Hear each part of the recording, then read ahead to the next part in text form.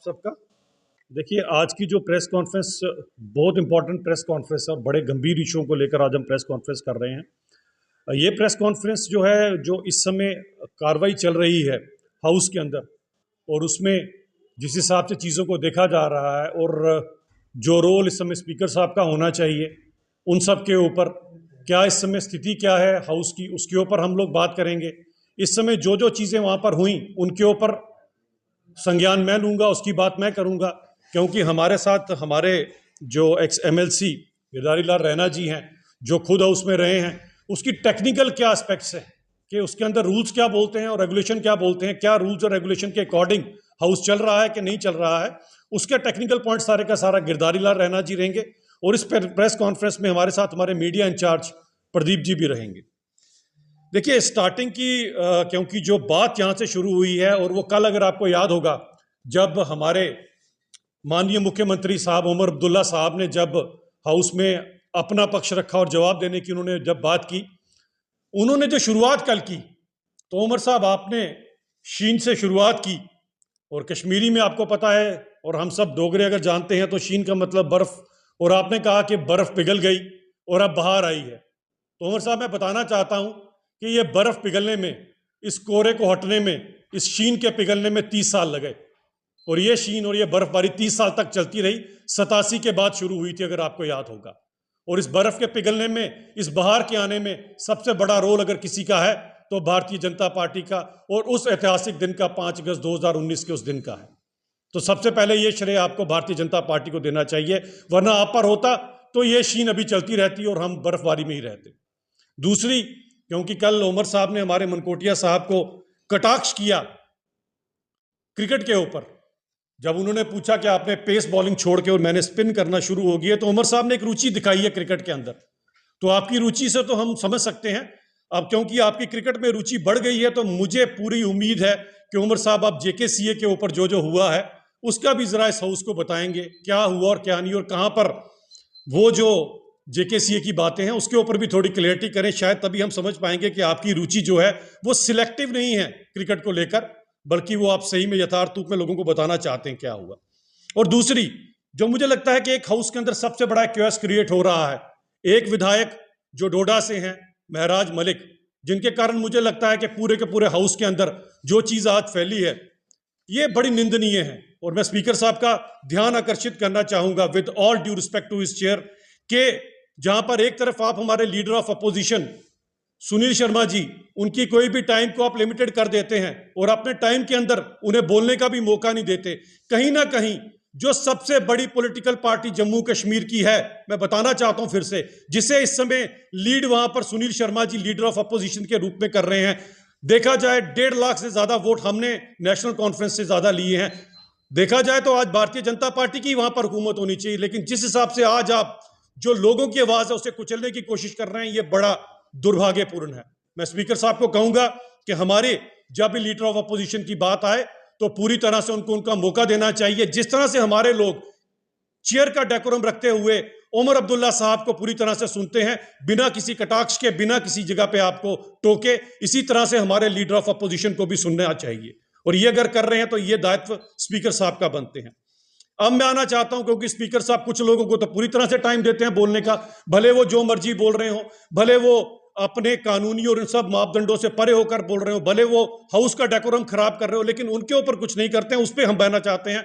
और महराज मलिक के ऊपर मैं कहना चाहता हूं कि जो काम उन्होंने किया है, इसके ऊपर आज हिंदू मुसलमान दोनों को आके इनके ऊपर पूछना चाहिए कि ये इस तरह की भाषा किस तरह से यूज कर सकते। जिस तरह से महराज मलिक ने यह कहा कि हिंदू जो है वो सभी के सभी शराब पीते हैं और बेशर्मी से शराब पीते हैं, ये बात कहनी, और ये कहना कि जो मुसलमान हैं वो चोर शराबी हैं, यानी कि चोरी से शराब पीते हैं, ये मुझे लगता है सबसे बड़ी बात है। ये हिंदुओं के ऊपर भी कटाक्ष है और हमारे मुसलमान भाइयों पर भी कटाक्ष है। किसी की गलत आदत को किसी के धर्म विशेष के साथ जोड़ना, ये किसी भी MLA को शोभा नहीं देता। और अगर इस तरह की बात की जा रही है, ये निंदनीय है, इसके खिलाफ कड़ी से कड़ी कार्रवाई होनी चाहिए। और मैं सभी धर्म गुरुओं से, भले वो हिंदुओं के धर्म गुरु हैं, भले वो मुसलमानों के धर्म गुरु हैं, मैं कहूंगा कि इसका संज्ञान लेना चाहिए। और जहां तक मुझे पता लगा, भले वो विश्व हिंदू परिषद वाले हैं, भले वो श्री सनातन सत्य सनातन धर्म सभा वाले हैं, भले हमारे पास ये जो भद्रवा से एक चिट्ठी आई है, और इस तरह से कई लोग हैं जिनके धार्मिक आस्था को इन्होंने घात पहुंचाया है। और ये कहना कि हिंदू जो हैं वो शराबी हैं और मुसलमान जो हैं वो चोर शराबी हैं, ये कहना मुझे लगता है सबसे बड़ा दुर्भाग्य है। इसके ऊपर जहां पर हिंदू ऑर्गेनाइजेशन, क्योंकि हम पॉलिटिकल लोग हैं, हम इसमें नहीं आना चाहते कि हिंदू या मुसलमान का क्या, हमारे लिए सभी के सभी लोग एक बराबर है। लेकिन मैं धर्म गुरुओं से, मैं उलेमाओं से, मैं शाही इमाम साहब से रिक्वेस्ट करूंगा कि इस तरह का कटाक्ष खासकर जो किया गया, जो कहा गया कि मुसलमान चोरी से शराब पीते हैं, इसके खिलाफ इन सबको संज्ञान लेना चाहिए और इस इंसान को कड़ी से कड़ी सजा देते हुए मुझे लगता है कि इसके ऊपर इसके खिलाफ कार्रवाई होनी चाहिए। और ये दायित्व आप सबका बनता है। हम इसे कम से कम हिंदू मुसलमान के पैरामीटर से ना देखें, लेकिन जिसने इसके ऊपर बात करने की कोशिश की है और एक समाज के अंदर जो गलत चीज है शराब, उसके ऊपर जब बात करते हैं, ये निंदनीय है और इसका कहीं ना कहीं संज्ञान सबको लेना चाहिए। और मेरी फिर से रिक्वेस्ट रहेगी हमारे हिंदू धर्म गुरुओं से भी और मुसलमान धर्म गुरुओं से ही, सभी शाही इमाम से, इमामों से और उलेमाओं से, कि इसके खिलाफ आप सबको जो है मिलकर एक बात करनी चाहिए, क्योंकि ये गलत है। किसी का धर्म नहीं सिखाता कि आप शराब पिए, किसी का धर्म नहीं सिखाता कि आप गलत काम करें, लेकिन एक विधायक जो भारत देश के संविधान की कसम लेने के बाद अगर इस तरह से बात करता है, तो मुझे लगता है ये हम सबके लिए एक बड़े शर्म की बात है। हम उसे अलो कर रहे हैं ये सब कुछ करने के लिए। यही नहीं कोई है तो माननीय एलजी साहब है। एलजी साहब के ऊपर जिस तरह की उन्होंने कल बात की और शराब माफिया के साथ कोऑर्डिनेट करने की बात की, मुझे लगता है स्पीकर साहब आपकी मौजूदगी में ये सब कुछ हुआ। इस तरह का कटाक्ष इतनी बड़ी पोस्ट पे बैठे हुए इंसान की अगर बात की जाए, जो कॉन्स्टिट्यूशनली हमारे एलजी साहब जो हैं इस यूटी के हेड हैं, उनके खिलाफ अगर इस तरह की बात की जाए, इसके खिलाफ सख्त से सख्त कार्रवाई होनी चाहिए। और टेक्निकलिटीज पे क्या बोलती है उसके अंदर गिरधारी लाल रैना जी इस पर रोशनी डालेंगे। धन्यवाद डॉक्टर अजीत जी। जैसे कहा गया कि हम बहुत कंसर्न है, बहुत चिंतित है कि ये जो लेजिस्लेटिव असेंबली जो जम्मू कश्मीर यूटी की है, इसके डिबेट्स की जो स्टैंडर्ड है वो बहुत नीचे जा रहा है और जो इश्यूज जिस पर बात होनी चाहिए उनके बदले ऐसे ट्रिवियल इश्यूज पर बात पहुंचाई जा रही है। और ये केवल सिर्फ उस एक एमएलए की बात नहीं है जो उस पार्टी को बिलोंग करते हैं जिनका लिकर स्कैम के कारण दिल्ली में सूतड़ा साफ हुआ। वो लिकर के बारे में अपना मॉरल हाई ग्राउंड ले। हमें लगता है कि ये स्पिन बॉलिंग की जिसकी चीफ मिनिस्टर साहब ने बात की, ये स्पिन नेशनल कॉन्फ्रेंस करवा रही है। जो बातें वो खुद नहीं कहना चाहते हैं, ऐसे अलायंस पार्टनर्स को यूज करते हुए उनको सामने करके उनसे बातें कहलवाना चाहते हैं। ठीक है, जो पार्लियामेंटेरियंस होते हैं, लेजिस्लेटर होते हैं, उनकी कुछ प्रिविलेजेस होती हैं, प्रिविलेजेस, लेकिन वो किसी सिर्फ कॉन्स्टिट्यूशन का ही नहीं है, वो एक उसका एक प्रेसिडेंस भी है, उसका आपके आप में जो एक ट्रेडिशन भी रही है। और वो प्रिविलेजेस जो है वो एब्सोल्यूट नहीं है, आपकी कुछ लिमिट्स हैं, आपकी रिस्पॉन्सिबिलिटी है। आप अपनी बात जो कहेंगे, आपने कल जो असेंबली में कहा और जो अलाउ किया गया कहने के लिए चेयर पर जो भी बैठा हो, उन्होंने जब वो अलाउ किया या उन्होंने उसका संज्ञान नहीं लिया प्रॉपरली, जब एलजी साहब का नाम ड्रैग किया गया। एक एलजी साहब कॉन्स्टिट्यूशनल अथॉरिटी है, जैसे अभी बताया गया, वो यहां पर हेड है, हमारे कॉन्स्टिट्यूशनल हेड है।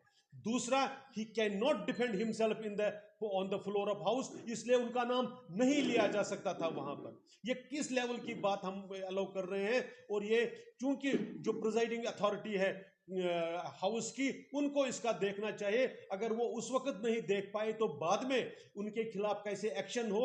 ये यहां तक भी हो सकता है ही कैन बी डिसक्वालिफाइड अगर जो प्रिजाइडिंग अथॉरिटी है वो चाहे तो, क्योंकि ये प्रिविलेजेस जो है ना, ये लिमिटेड है, ये रेस्पॉन्सिबिलिटी के साथ आती हुई है। आप एब्सोल्यूट प्रिविलेजेस के साथ जो भी कहे बिना प्रमाण के, बिना कुछ के, और फिर आप अपना इतिहास भूल जाते हैं। अब जिस पार्टी से आते हैं उनके कितने लोग अभी जेलों में हैं, कितने बेल पर है, आपको उसका ध्यान नहीं है और आप चले हैं इल्जाम लगाने के लिए। आपने धार्मिक भावनाओं को भी आहत किया है।